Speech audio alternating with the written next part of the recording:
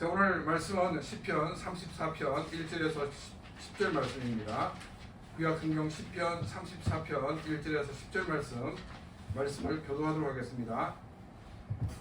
다윗이 아비멜렉 앞에서 미친 체하다가 쫓겨나서 지은 시, 내가 여호와를 항상 송축하며 내 입술로 항상 주를 찬양하리이다.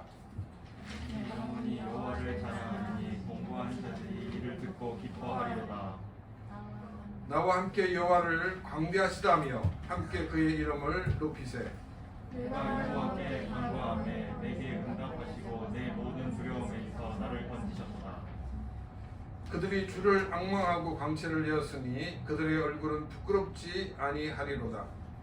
공부한 자가 부르짖음에 여호와께서 들으시고 그의 모든 환난에서 구원하셨도다. 여호와의 천사가 주를 경외하는 자를 둘러치고 그들을 건지시는 도다. 너희가 여호와의 선하심을 받고 알지어다. 그에게 피하는 자는 복이 있도다. 너희 성도들아, 여호와를 경외하라. 그를 경외하는 자에게는 부족함이 없도다. 오늘 사자는 공부하여 줄일지라도 여호와를 찾는 자는 모든 좋은 것에 부족함이 없으리로다. 아멘. 산 넘어 산이라는 그런 말이 있습니다. 대부분의 많은 사람들은 이 말이 어떤 의미인지는 알고 있지만은 자신의 삶에서는 적용을 하고 있지 못하고 있는 것 같습니다. 왜냐하면은 직면한 문제가 해결되면 더 이상 아무런 어려움이 없을 것이라고 생각을 하고 있는 사람들이 많기 때문입니다. 문제를 해결하고 난 다음 이렇게 정신을 차리고 보면 다시금 새로운 문제가 놓여 있는 것을 보게 됩니다. 그제서야 이 산 넘어 산이란 이 말이 다른 사람의 이야기가 아니라 바로 내 자신의 이야기구나라고 이렇게 실감을 하게 됩니다. 그런데 또 사람들은 이 새롭게 만난 문제 때문에 다시금 이 산 넘어 산을 잊어버리는 경우가 많이 있다는 것입니다. 경제적으로 어려움을 겪고 있는 사람들은 이 경제적인 문제만 해결되면 아무런 그런 이 걱정거리가 없을 것이라고 생각을 합니다. 그런데 이 경제적 문제가 해결되면 우리가 생각하지 못했던, 정말 상상하지 못했던 그런 문제를 만나게 됩니다. 경제적으로 해결할 수 없는 일들이 많다는 것을 그제서야 실감을 하게 됩니다. 또 한 가지 예를 들면은 이 취업을 위해 노력하는 사람들은 내가 취업만 하면 이 모든 것이 해결된다 라고 이렇게 생각을 합니다. 그런데 취업이 되고 나면 이 상사로부터 엄청난 이 압박을 받게 됩니다. 그래서 이렇게 열심히 노력을 해가지고 겨우 상사의 취향을 알아내고 경향을 알아내어가지고 이제 굉장히 좀 이렇게 릴렉스하게 이렇게 보낼 수 있게 되었습니다. 그런데 그러면 갑자기 이제까지 사이가 좋았던 동기로부터 또 스트레스를 받게 됩니다. 그래서 이 동기들과의 관계도 겨우겨우 이제 해결하고 나면은 뜬금없이 후배 때문에 또 스트레스를 받게 됩니다. 정말 이 산 넘어 산인 것이 우리의 삶이고 이것은 아마 우리가 이 삶을 다할 때까지 계속될 것이라고 우리는 볼 수 있습니다. 오늘 이 본문 시편 34편은 이 산 넘어 산의 삶을 살던 이 다윗의 삶을 우리에게 보여주면서 하나님을 믿는 우리들이 어떻게 살아야 할지를 보여주고 있습니다. 1절 말씀입니다. 다윗이 그 아비멜렉 앞에서 미친 체하다가 쫓겨나서 지은 시, 내가 여호와를 항상 송축하며 내 입술로 항상 주를 찬양하리이다. 일본어 성경은 1절이고 이 한국어 성경은 1절 앞부분에 이 서문에 해당되는 이 부분을 보게 되면 이 시편 34편의 배경을 알 수가 있습니다. 우리는 이 다윗의 삶을 너무나 잘 알고 있습니다.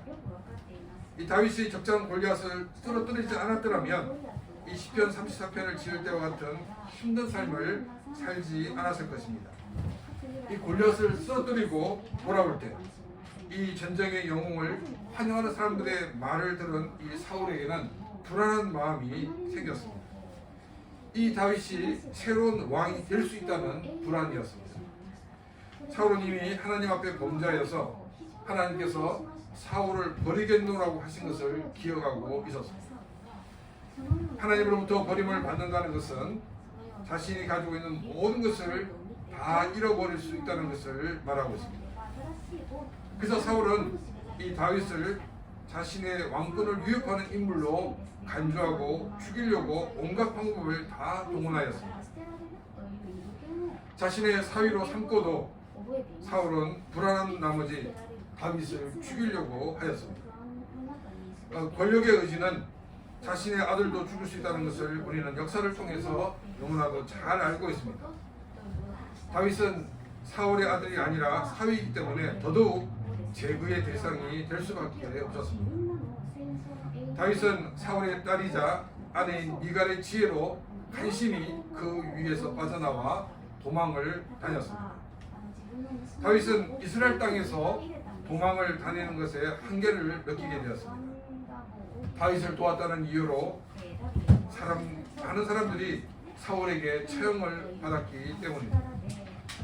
그래서 다윗은 이스라엘의 원수인 이 블레셋으로 망명을 하게 되었습니다. 블레셋의 장군인 이 골리앗을 죽인 다윗이 블레셋으로 망명할 때 블레셋 사람들은 어떤 반응을 보였겠습니까? 골리앗과 관계된 사람들은 아주 적극적으로 다윗을 받아들일 수 없더라고 말하였습니다. 그래서 이제 분위기를 파악한 다윗은 이러다가는 잡혀가지고 죽을 수 있겠다라고 이렇게 생각이 들어서 이제 침을 흘리면서 마치 미친 사람의 흉내를 내었습니다. 이 모습을 본 아비멜렉은 아니 우리나라에도 미친 사람이 많은데 왜 이런 미친 사람을 데려와가지고 이렇게 난리를 치냐라고 다윗을 쫓아내버리고 말았습니다. 겨우 목숨을 건진 이 다윗은 이 시편 34편을 노래하고 있습니다. 이스라엘에 갈 곳이 없어 블레셋으로 피했는데 오히려 죽을 위기를 만나게 되었습니다. 이런 위기 가운데 미친 척 하면서 겨우 살아남을 수 있게 되었습니다. 인간적으로 볼 때는 이 블레셋은 다윗의 마지막 보루였습니다. 그런데 이 마지막 보루마저 잃어버리고 말았다는 것입니다. 그야말로 산 넘어 산이었습니다. 이 블레셋 사람에게 잡혀 죽지 않고 살아남은 것은 너무나 감사한 일입니다. 만일 이 다윗이 블레셋 사람들에게 그들 잡혔다고 그러면 십중팔구 잡혀서 죽임을 당했을 것입니다. 그런데 간신히 빠져나와서 살아남을 수가 있었습니다. 그리고 이 다윗이 이 아비멜렉 앞에서 미친 사람 흉내를 내었을 때 이 아비멜렉부터 시작해서 모든 사람들이 다윗을 미친 사람으로 이렇게 인정한 것 역시도 기적 같은 일이었습니다. 이런 상황을 벗어났지만 여유 있게 숨 쉴 수 있는 그런 겨를도 없었습니다. 왜냐하면 갈 수 있는 곳이 없었기 때문입니다. 이런 상황에서 어떤 사람들은 아니 차라리 뭐 죽는 게 낫지 않겠느냐 이렇게 생각하는 사람들도 있을 것입니다. 여러분 죽임을 당하는 것보다 갈 곳이 없는 상황이 더 나은 상황이라는 것입니다. 이 다윗이 죽임을 당하지 않았기 때문에 결국 이스라엘의 왕이 될 수가 있었습니다. 만약 그때 잡혀 죽었다고 그러면 다윗은 망명을 하다 죽은 이스라엘의 배신자가 되고 마는 것입니다. 그러나 죽지 않고 살아남았기 때문에 이스라엘의 왕이 될 수가 있었다는 것입니다. 우리가 당하는 이 고난은 앞으로 엄청난 영광을 위한 하나의 뒷도리라는 것을 기억하면서 고난을 감당하는 우리의 삶이 되어야 한다는 것입니다. 다윗이 블레셋에 잡혀 죽지 않고 살아남은 것은 너무나도 엄청난 복이었습니다. 갈 곳이 없는 것보다 오히려 더 자신이 살아남은 것이 더 중요한 일이었다는 것입니다. 근데 우리는 과거를 쉽게 잊어버리고 만다는 것입니다. 하나밖에 없는 생명을 구한 이 일이 얼마나 위대한 일이고 중요한 일인가를 잊어버리고 지금 당장 갈 곳이 없는 것 때문에 더 힘들다고 느끼는 경우가 많기 때문입니다. 여러분, 산을 처음 넘을 때는 이 체력이 단련되지 않아서 힘이 들 것입니다. 그러나 우리가 그 산을 한번 정복하고 나면은 그 다음 산을 넘을 때는 체력이 단련되어서 더 높고 더 험준할지 모르지만은 그러나 처음 산을 넘을 때보다는 더 쉽게 넘어갈 수가 있는 것입니다. 그래서 이 다윗은 정말 새로운 것 같은 어려움을 당했을 때 내가 여호와를 항상 송축하며 내 입술로 항상 주를 찬양한다라고 고백을 하고 있습니다. 2절 말씀입니다. 내 영혼이 여호와를 자랑하리니 공고한 자들이 이를 듣고 기뻐하리로다. 산을 넘고 새로운 산을 만났지만 하나님을 향하여 불평과 원망을 하지 않았습니다. 왜냐하면 하나님의 은혜로 그 산을 넘을 수가 있었기 때문입니다. 그리고 이 하나님이 함께 하시기 때문에 새로운 산도 넘어갈 수 있다는 믿음을 가지고 있기 때문입니다. 하나님을 믿는 사람이든지 하나님을 믿지 않는 사람이든지 누구나 인생을 살 때 산을 만나고 또 그 산을 넘으면 또 새로운 산을 만나게 됩니다. 하나님을 알지 못하는 사람들은 스스로 그 산을 넘으려다가 실패하고 좌절하지만 우리는 하나님의 은혜로 그 산을 넘을 수가 있으니 얼마나 감사한 일입니까? 그래서 다윗은 내 영혼이 여호와를 자랑한다라고 말을 하고 있습니다. 몇 년 전에는 이 친구들 앞에서 사람들 앞에서 자기의 손주를 자랑할 때는 일단 이렇게 10,000원을 탁 꺼내놓고 난 다음에 손주를 자랑했다고 합니다. 근데 요즘은 이제 막 손주 자랑을 하면은 사람들이 돈을 걷어가지고 10,000원 주면서 아이 가라 이렇게 한다는 것입니다. 왜냐하면 이제 요즘 결혼하지 못한 자녀들이 많기 때문에 지금 결혼하지 못한 것도 굉장히 염려가 되는데 막 딴 사람은 결혼시켜가지고 손주가 자랑하니까 얼마나 듣기가 불편하겠습니까? 처럼 이 다른 사람의 손주 자랑하는 것도 잘 듣는 것이 이렇게 편하지 않는 것이 우리의 삶입니다. 우리가 이제 많은 사람들이 간증을 합니다. 근데 간증을 많이 들어보면 자기 자랑이 너무나도 많이 있다는 것입니다. 저는 사실 이 유명인들의 간증을 별로 좋아하지 않습니다. 왜냐하면 의원이 자기를 자랑하고 있기 때문입니다.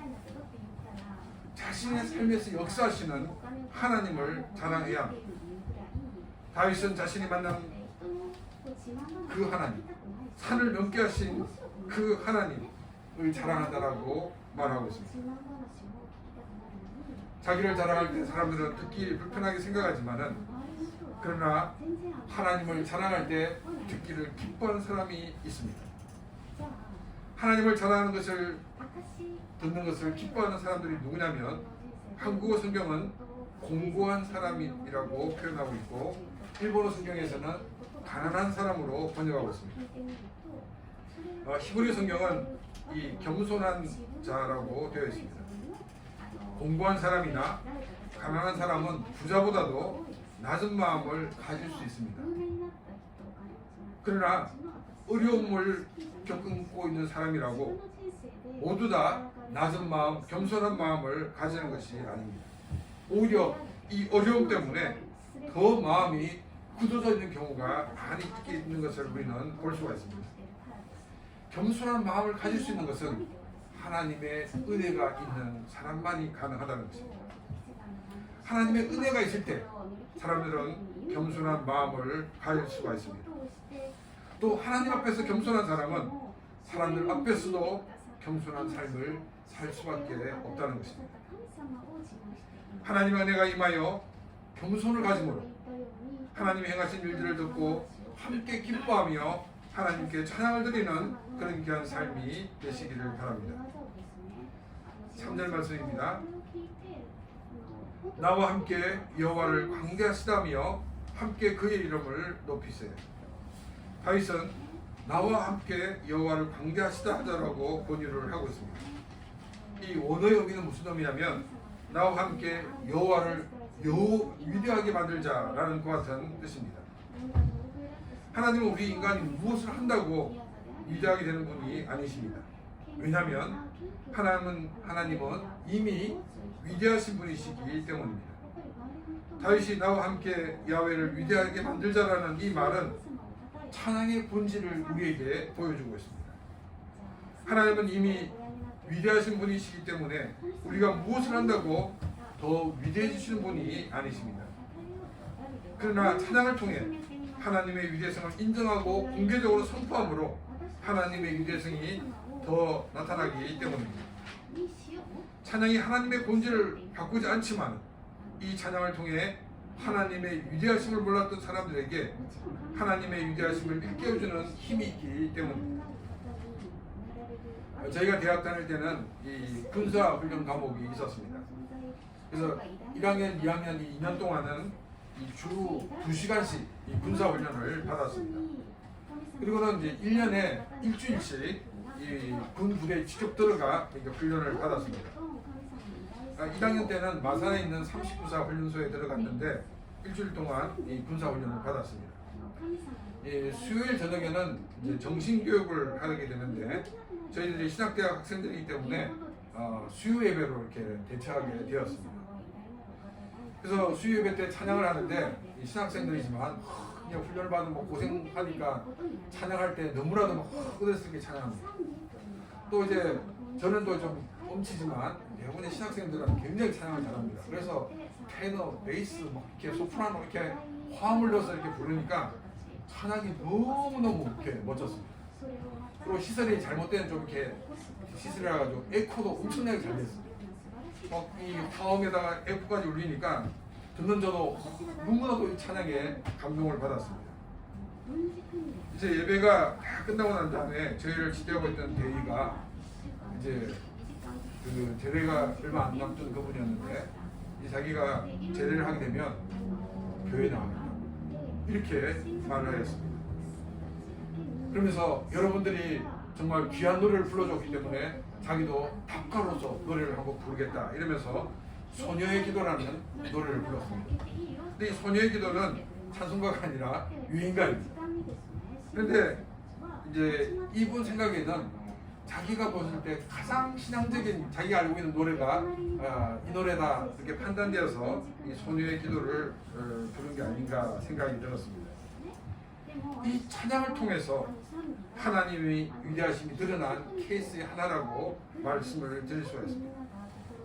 하나님이 행하신 많은 일들을 찬양으로 영광 돌리고 많은 사람들로 하여금 이 찬양을 통해 하나님의 높으심을 경험하게 하는 그런 귀한 삶이 되시기를 바랍니다. 4절 말씀입니다. 내가 여호와께 간구하며 내게 응답하시고 내 모든 두려움에서 나를 건지셨도다. 다윗이 찬양하는 야훼 하나님은 간구할 때 모든 것을 응답해 주시는 분이라고 고백을 하고 있습니다. 하나님은 우리가 기도할 때 우리를 막는 방해물을 제거해 주시기도 합니다. 그러나 하나님은 우리에게 방해물을 제거하는 것보다도 그 방해물을 넘을 수 있는 그런 힘과 지혜를 주시기도 합니다. 여러분 앞에 놓여 있는 방해물을 없애는 게 더 좋습니까? 아니면 그것을 넘을 수 있는 힘과 지혜를 얻는 것이 더 좋습니까? 편하기는 하나님께서 나에게 방해물을 이렇게 제거해 주시는 것이 가장 편합니다. 그러나 이것은 우리가 이 또 다른 방해물을 만났을 때 넘을 수 있는 지혜와 또 힘을 키울 수가 없게 된다는 것입니다. 우리는 인생을 살면서 계속적으로 산을 넘고 또 산을 넘어야 된다고 말씀을 드렸습니다.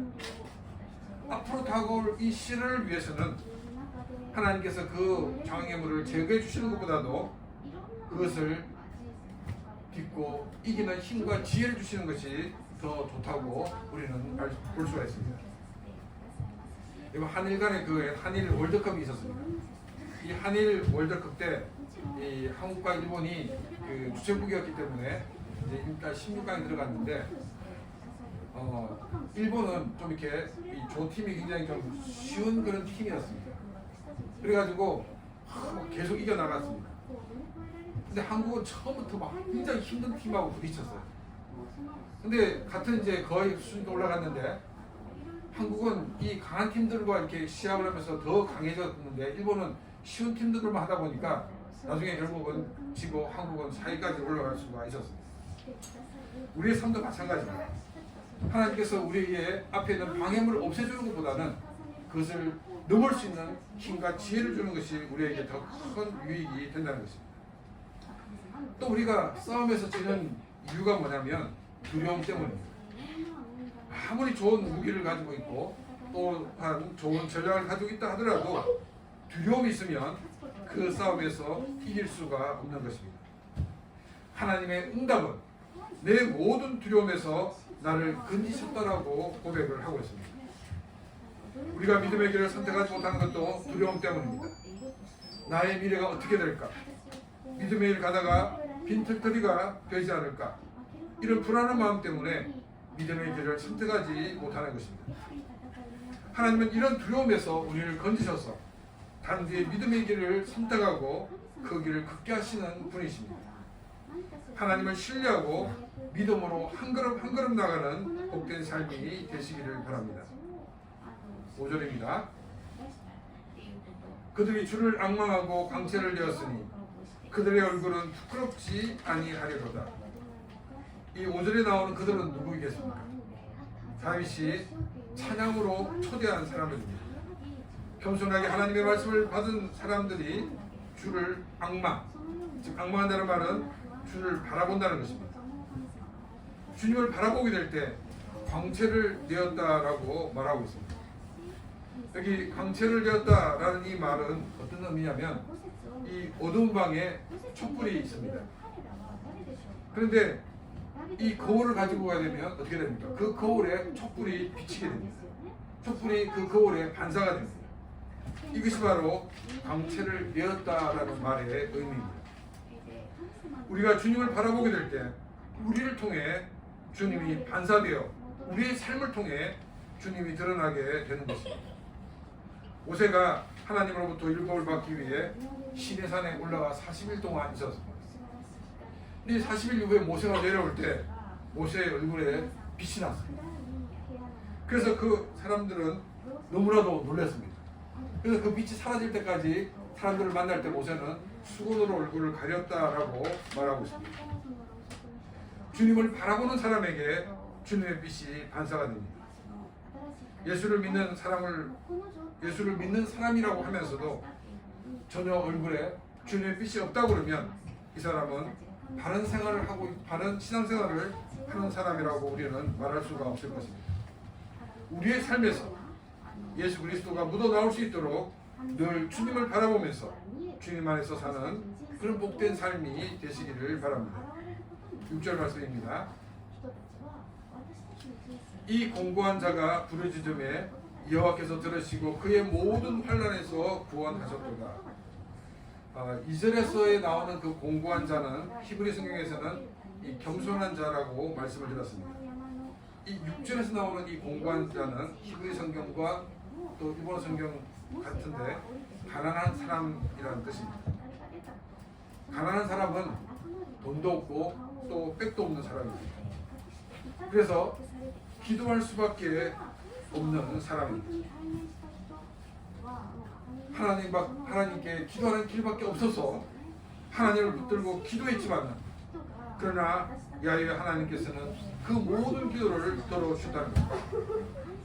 또 이 가난한 자를 모든 환난에서 구원해 주셨다라고 성경은 말하고 있습니다. 하나님께 기도할 수밖에 없는 그런 상황이었어. 하나님께 기도했지만 하나님은 그 기도를 들어 응답해 주시는 분이라는 것입니다. 우리는 하나님께 나와 기도하는 삶이 되시길 바랍니다. 하나님께 원망과 불평을 늘어놓기보다는 하나님께 감사의 기도를 드리는 그런 삶이 되시기를 바랍니다. 만일 내가 할 수 있는 일이 있었다 그러면 아마 내 마음대로 이런 일 저런 일들을 많이 해보았을 것입니다. 그러나 내가 아무것도 할 수 없기 때문에 내가 하나님 앞에 나올 수밖에 없었고 내가 하나님께 기도할 수밖에 없었다는 것입니다. 내가 만일 내 힘대로 내 방법대로 마음대로 했다 그러면 하나님을 경험하지 못했을 것입니다. 나의 삶 속에 역사하신 그 하나님을 경험할 수 있게 하신 하나님께 감사를 드리는 삶이 되시기를 바랍니다. 어차피 산 넘어 산입니다. 하나님 앞에 설 때까지 기적되는 그 산은 우리에게 나타날 것입니다. 산을 넘을 때마다 불평과 불만이 아니라 하나님께서 함께 하셔서 승리하게 해주신 것에 대해서 감사를 드리는 그런 삶이 되시기를 바랍니다. 그래서 우리가 또 한 가지 어려움을 겪을 때마다 더 크게 기뻐하며 더 크게 감사하는 그런 귀한 삶이 되시기를 바랍니다. 7절 말씀입니다. 여호와의 천사가 주를 경외하는 자를 둘러 짐치고 그들을 건지시리로다. 하나님을 찬양하며 하나님을 바라보는 사람에게 야훼의 천사가 진을 치고 건져 주신다라고 말하고 있습니다. 이 성경에서 이 천사라는 이 말이 나올 때는 이 천사가 누구를 가르치는지 우리는 조심해서 살펴봐야 됩니다. 특히 야훼의 천사 혹은 야훼의 사자라는 것 같은 이 말이 나오면 그것은 일반적인 천사를 말하고 있는 것이 아니라는 것입니다. 야훼라는 수식어가 나올 때는 이 인간이 되실 예수님이 우리 인간의 눈에 보이게끔 나타나신 것을 우리는 보게 됩니다. 이 야훼 천사, 야훼 사자는 바로 예수 그리스도이십니다. 하나님께서는 어려움을 당하는 사람이 하나님께 기도할 때 천사를 보내서 그 일을 해결하지 않으신다는 것입니다. 하나님께서 직접 그 기도하는 자에게 임하여 주시고 그 문제를 해결해 주신다는 것입니다.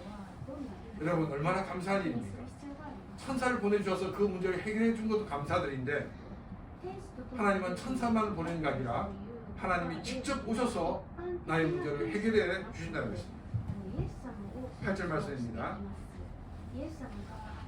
너희는 여호와의 선하심을 맛보아 알지어다. 그의 피하는 자는 복이 있도다. 다윗은 하나님을 믿는 자들이 이론적으로만 하나님을 아는 것을 원하지 않았습니다. 삶에서 직접 그 하나님을 체험하기를 원했습니다. 그래서 야훼의 선하심을 맛보아 알지어다 라고 말하고 있습니다. 하나님을 체험하는 것에 대해서 방언을 하고 또 신변 환상을 보는 것으로 말하는 사람들이 많이 있습니다. 그러나 이런 체험은 하나님을 체험하는 많은 것 중에 일부분이라는 것입니다. 그런데 많은 사람들은 이런 체험이 전체인 것처럼 말하고 있습니다. 이런 사람은 하나님의 그 큰 모습을 모르기 때문에 그런 이야기를 하고 있다는 것입니다. 이 사람의 생각들은 자기처럼 체험하지 못한 사람을 굉장히 좀 모질한 사람으로 열등하게 이 취급을 하기도 합니다. 좀 전에 말씀드렸듯이 이런 사람들은 정말 하나님의 그 위대함을, 하나님의 그 놀라운 모습을 정말로 발견하지 못했기 때문입니다. 우리는 하나님을 바로 알고 그 하나님을 체험하는 삶이 되시기를 바랍니다. 하나님은 먼저 나에게 말씀으로 다가오십니다. 그리고 그 약속하신 말씀을 이루어 가십니다. 내가 예수님을 만나고 나의 삶에 일어난 그 작은 일 하나하나가 하나님이 나에게 오셔서 일하신 것입니다. 우리는 이런 놀라운 은혜를 은혜라고 생각하지 않는 경향이 많이 있습니다. 내 속에서 일어나는 그런 변화들, 그 작은 변화가 같지만은 그러나 그것은 결코 작은 변화가 아니라는 것입니다. 왜냐하면 위대하신 하나님이 내 속에서 역사하고 계시기 때문입니다. 우리는 내 속에 역사하시는 위대한 하나님을 보지 못하기 때문에, 이것을 깨닫지 못하기 때문에 하나님의 은혜 가운데 살면서도 느끼지 못하고 감사하지 못하며 사는 것입니다. 매일매일 순간순간 하나님께서 나의 삶에서 행하신 일들을 생각하며 그 하나님께 감사하는 그런 귀한 삶이 되시기를 바랍니다. 9절 말씀입니다. 너희 성도들아 여호와를 경외하라. 그를 경외하는 자에게는 부족함이 없도다. 야훼를 경외하라고 말하고 있습니다. 야훼 하나님을 경외하라는 것은 단순히 하나님을 무서워하라는 말이 아닙니다. 선생님은 선생님으로서의 권위가 있습니다. 그 권위를 인정하는 것이 또한 배우는 학생의 자세입니다. 나라의 지도자들도 바른 이 지도자들은 많은 국민들이 존경을 합니다. 지도자로서의 그 권위를 인정하고 있기 때문입니다. 이처럼 하나님을 유일하신 하나님으로 믿고 순종하는 것이 바로 경외하는 자의 모습입니다. 하나님 말씀에 순종하지 않는다면 그 사람은 야훼 하나님을 경외하지 않는 사람인 것입니다. 하나님을 경외하는 자에게는 부족함이 없다라고 말하고 있습니다.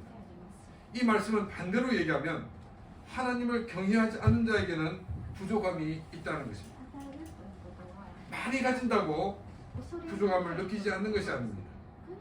오히려 가지면 가질수록 더 가지고 싶은 것이 타락한 인간의 욕망인 것입니다. 하나님을 유일하신 하나님으로 인정하시기 바랍니다. 그리고 그 말씀에 순종하는 삶을 사시기를 바랍니다. 이처럼 하나님을 경외하는 사람에게 하나님은 부족함이 없게 채워주신다라고 말씀하고 있습니다. 늘 만족과 늘 감사와 늘 기쁨으로 가득한 삶이 되시기를 바랍니다. 10절 말씀입니다. 젊은 사자는 궁핍하여 죽일지라도 여호와를 찾는 자는 모든 좋은 것에 부족함이 없어지리로다. 여러분, 사자는 동물 중에 최상위 존재입니다. 그러니까 지금 웬만한 건 다 이렇게 먹잇감이 된다는 거죠. 그러니까 나이 든 사자를 제외하면 대부분 사자는 또 사냥을 잘합니다. 그러니까 젊은 사자는 더 사냥을 잘한다는 말이에요. 그러니까 이제 젊은 사자가 이 궁핍한 경우는 배가 고파서 굶어 죽는 경우는 거의 없다는 것입니다. 성경은 이런 젊은 사자가 궁핍하여 줄일지라도 라고 표현하고 있습니다. 이 말은 무슨 말이냐면 거의 불가능한 일이 일어날지라도 여호와를 찾는 자는 그 모든 좋은 곳에 부족함이 없을 것이라고 말씀하고 있습니다. 9절에서 야훼를 경외하는 자에게 부족함이 없을 것이라고 말씀하시는 것을 보충적으로 더 설명을 하고 있습니다. 우리 인생은 산 넘어 산입니다. 이것은 우리가 하나님 앞에 갈 때까지 계속될 것입니다. 산을 넘었던 또 산이야 라고 생각하지 마시고 이 산을 넘을 때 먼저 지금까지 만났던 산을 잘 넘어가게 해주신 하나님께 감사를 드리는 삶이 되시기를 바랍니다. 또 이제 넘어가는 이 산을 하나님은 어떤 은혜를 주셔서 또 넘어가게 하실지 기대하는 마음을 가지고 나가시기 바랍니다. 앞에 있는 산을 바라보며 불만과 또 불안을 토로할 것이 아니라 지금까지 이 높은 산을 넘게 하신 하나님께 감사와 찬양을 드리는 삶이 되시기를 바랍니다. 그리고 사람들에게 하나님께서 나의 삶에서 어떻게 역사해 주셨고 인도해 주셨는가를 자랑하는 삶이 되시기를 바랍니다. 우리가 입을 열어서 하나님께서 하신 일들을 고백하게 될 때 하나님은 더 영광을 받으시고 더 많은 사람들에게 높아진 역사가 일어날 것입니다. 이제 새롭게 만나는 산을 만날 때 그때마다 하나님께 기도하시기 바랍니다. 하나님은 나의 마음의 두려움을 제거해 주십니다. 그래서 험하고 높은 산을 가벼운 마음으로 넘게 해 주실 것입니다. 또 하나님은 가난한 자의 기도를 듣고 응답해 주시는 하나님이십니다. 하나님은 아무런 힘이 없고 또 하나님께 갚을 힘이 없는 그런 사람일지라도 하나님 앞에 나와 기도하기만 하면 하나님은 응답해 주시는 하나님이십니다. 더욱 감사한 것은 하나님은 하나님의 이름을 부르는 사람에게 천사만을 보내는 것이 아니라 하나님이 직접 오셔서 지켜주시고 위기를 건져내 주신다는 것입니다. 우리는 우리의 삶에서 하나님을 경험하는 그런 삶이 되시기를 바랍니다. 내가 너무나도 소홀히 생각했던 하나님의 놀라운 일들을 또 미처 깨닫지 못했던 일들이 무엇인가를 살펴보는 시간이 되시기를 바랍니다. 우리가 이제 오늘 집에 돌아가서 일주일 동안 생활하면서 그 하나하나를 꺼내서 생각하면서 하나님께 감사를 드리는 시간이 되시기를 바랍니다. 인생의 참된 만족은 하나님을 경외하는 데 있습니다. 사람의 영혼은 구멍이 나 있습니다.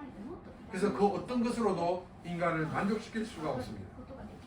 인간의 영혼에 나 있는 이 구멍을 메울 수 있는 분은 예수 그리스도밖에 없다는 것입니다. 주님이 우리의 영혼에 구멍난 이 구멍을 메우셔서 우리의 삶이 만족으로 가득 찬 삶이 되시기를 바랍니다. 그래서 우리가 험한 산을 지나면서 늘 감사와 찬양으로 하나님께 영광을 돌리는 그런 복된 삶이 되시기를 바랍니다. 이 시간 오늘 말씀 생각 같이 기도드리겠습니다.